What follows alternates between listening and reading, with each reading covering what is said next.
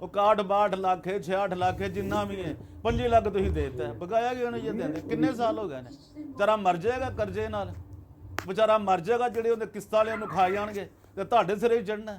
ਅਸੀਂ ਤਾਂ ਤੁਹਾਨੂੰ ਅੱਛੀ ਗੱਲ ਦੱਸ ਰਹੇ ਇਹਨੂੰ ਫਾਰਗ ਕਰੋ ਵਿਚਾਰੇ ਨੂੰ ਦਿਓ ਦੇ ਪੈਸੇ ਉਹਨੂੰ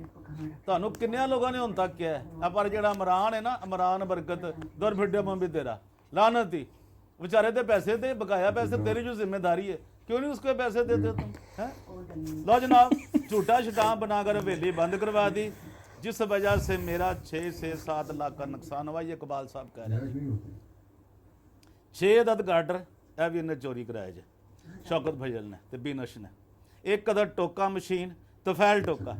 एक कदर जनरेटर टोका मशीन एक अदद मोटर टरबाइन 2 अदद पखे